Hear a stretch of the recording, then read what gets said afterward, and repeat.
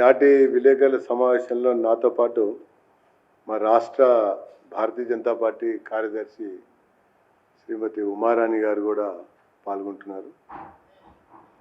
ముఖ్యంగా రాజకీయపరమైనటువంటి అంశం, నిన్న రాష్ట్రంలో కాంగ్రెస్ పార్టీ సిఎల్పి సమావేశం జరిగింది.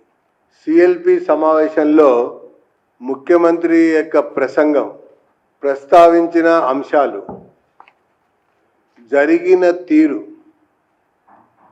పరిశీలిస్తే ముఖ్యమంత్రి ఒక నిరాశలో, ఒక నిస్పృహలో, ఒక నిస్తేజంలో కొట్టుమిట్టాడుతున్నట్టుగా చాలా స్పష్టంగా ఆయన ప్రసంగంలో ప్రస్తావించినటువంటి అంశాల ద్వారా అర్థమవుతా ఉంది. ఆయనే స్వయంగా మంత్రులు ప్రభుత్వ కార్యకలాపాలని ప్రచారం చేయటం లేదు అని చెప్పారు. ఎమ్మెల్యేలు క్షేత్రాల్లో తిరగటం లేదు, ప్రభుత్వం యొక్క పనులని పట్టించుకోవటం లేదని చెప్పారు.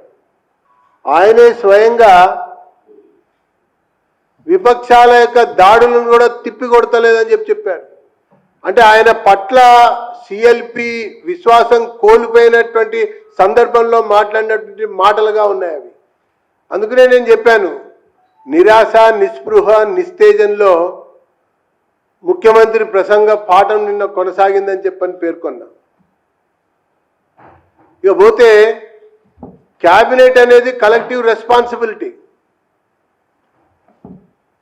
ఆ క్యాబినెట్ యొక్క కలెక్టివ్ రెస్పాన్సిబిలిటీ కనబడతలేదు అన్నది అడుగడుగున చాలా సందర్భాల్లో, మొన్న శాసనసభ నడుస్తున్నటువంటి సమయంలో కొట్టొచ్చినట్టు కనబడింది.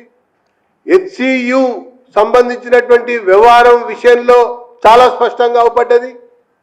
పార్టీ పేరు ప్రతిష్టలకు పోయి మేము చాలా బ్రహ్మాండంగా రైతు బంధువుకు సంబంధించినటువంటి కార్యక్రమాన్ని అమలు చేశామన్నటువంటి విషయంలో కూడా ఒక్కొక్క మంత్రి ఒక్కొక్క రకంగా, ఒక్కొక్క సందర్భంలో ఒక్కొక్క రకంగా మాట్లాడటం ఏదైతుందో, అసలు కలెక్టివ్ రెస్పాన్సిబిలిటీ అనేది క్యాబినెట్లో లేదన్నది స్పష్టంగా అవపడతా ఉంది. దాంతోపాటు రాష్ట్రమేమో గందరగోళంలో ఉంది, ఆర్థిక సంక్షోభం కొట్టుమిట్టాడుతూ ఉంది. బీర్లు అమ్మాలి, భూములు అమ్మాలి, ఏఐ ద్వారా భూమి క్రియేట్ చేయాలి, అప్పుడే ఖజానా నిండేటట్టుగా ఇలా కనబడతా ఉంది. ఒకవైపున ఆర్థిక సంక్షోభం, ఇంకొక వైపున ముఖ్యమంత్రి మాటల్లో చూస్తే మంత్రివర్గ విస్తరణ అధిష్టానమే చూసుకుంటుంది అంటున్నాడు. పిసిసిఐ నియామకాలు, కార్యవర్గ సభ్యుల ఎంపిక అధిష్టానమే చూసుకుంటుంది అంటున్నాడు. రాజకీయ ప్రభుత్వ నియామకాలు అధిష్టానమే చూసుకుంటుంది అంటున్నాడు. ఏ నియామకం చూసినా కూడా అధిష్టానమే చూసుకుంటుంది అని అంటే ఇది రాజ్యాంగ సంక్షోభాన్ని చూపిస్తుంది, రాజకీయ సంక్షోభాన్ని కూడా చూపిస్తుంది. ముఖ్యమంత్రిగా తన విధులను నిర్వర్తించాలి. రాజ్యాంగంలోని వివిధ అధికారుల కింద మంత్రివర్గాన్ని ఏర్పాటు చేయడంలో కానీ, విస్తరించడంలో కానీ ఆ పనులు కూడా జరగటం లేదు, జరగనివ్వటం లేదు అంటే ముమ్మాటికి రాజ్యాంగ సంక్షోభం అన్నట్టే. స్థానిక సంస్థల ఎన్నికలు జరపకపోవడం కూడా రాజ్యాంగ సంక్షోభమే. ఖజానా దివాలా తీయటం కూడా ఆర్థిక సంక్షోభమే. భూమి అమ్మితేనే పైస వస్తుంది అని అనుకోవటం, దాని ద్వారానే పని చేయాలి అని అనుకోవటం కూడా ఆర్థిక సంక్షోభమే.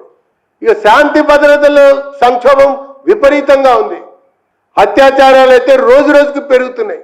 ఆత్మహత్యలు సరే, ఎక్కడ చూసినా కూడా ఇదే స్థితి, గందరగోళం. కాబట్టి శాంతి భద్రతల సంక్షోభం కూడా ఈ రాష్ట్రంలో ఏర్పడ్డది. అసలు సంక్షేమమే సంక్షోభంలో పడింది.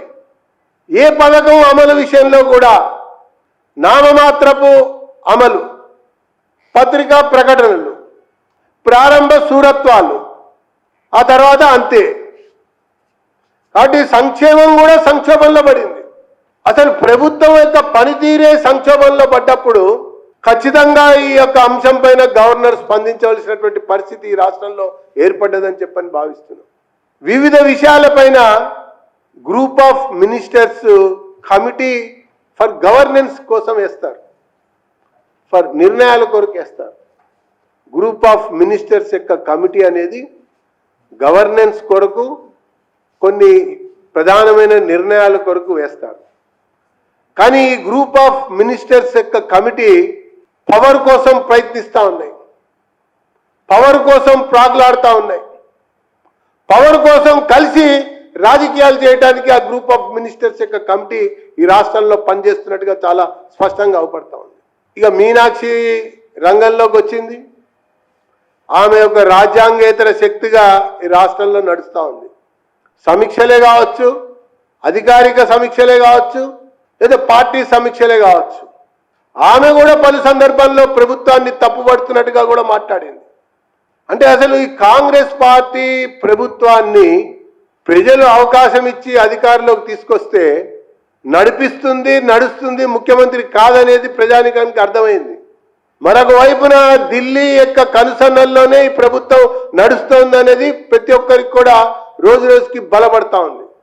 ఈ 14 నెలల కాలంలో మీరు కనుక పరిశీలిస్తే ప్రతి విచారణ కూడా, ప్రతి అక్రమంపై, ప్రతి అవినీతిపై ఈ ప్రభుత్వం వేసినటువంటి విచారణ సంఘాలే 3 అడుగులు ముందుకి 6 అడుగులు వెనుకకి నడుస్తూ ఉంది.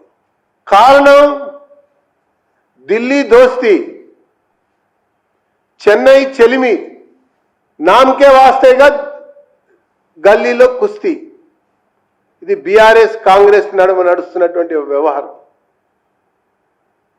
ఢిల్లీ దోస్తీ, చెన్నై చెలిమి, గల్లీలో నామకే వాస్తేగా కుస్తీ. మొన్న శాసన మండలి ఎన్నికల్లో చూశాం, ఉపాధ్యాయులు పట్టభద్రుల్లో. ఆ తర్వాత శాసనసభ నుంచి శాసన మండలికి జరిగినటువంటి ఎన్నికల్లో కూడా చూశాం. కొత్తగా హైదరాబాద్ స్థానిక సంస్థల యొక్క ఎన్నికల్లో కూడా చూస్తున్నాం. కాబట్టి అసలు ప్రభుత్వం పనితీరు అనేది ఎక్కడ కూడా అవపడతల్లా. గడికొకపారి విదేశీ పర్యటన, పెట్టుబడులు తేవటానికి. మరి వీళ్ళు ఎన్ని పెట్టుబడులు తెచ్చారు, ఎన్ని పరిశ్రమలు వచ్చాయి, ఎంత మరి రాష్ట్రానికి వనరులు సమకూర్చుకోగలిగారు అన్న విషయాన్ని లోతుగా అధ్యయనం చేస్తే భూమి అమ్మాలి, బీరమ్మాలి, అదే ఖజానాన్ని నింపాలి. ఇది ప్రస్తుతం నడుస్తున్నటువంటి ఒక వ్యవహారం. ఇక హైదరాబాద్ స్థానిక సంస్థలకు సంబంధించినటువంటి ఎన్నికలు ఎమ్మెల్సీకి జరగబోతా ఉన్నాయి. ఖచ్చితంగా మరి దీంట్లో ఓటర్లుగా ఉన్నటువంటి గౌరవ కార్పొరేటర్లు అందరూ కూడా అంతరాత్మ ప్రబోధం మేరకు ఓటేయాలని చెప్పని విజ్ఞప్తి చేస్తున్నాం. ఎంఐఎంని మట్టు పెట్టాలన్నా, ఓడగొట్టాలన్నా, ఆ అపవిత్ర కలయికల్ని బట్టబయలు చేయాలన్నా ఇది అసలైన సమయం. అంతరాత్మ ప్రబోధం మేరకు ఓటేయాలని చెప్పని విజ్ఞప్తి చేస్తున్నాం.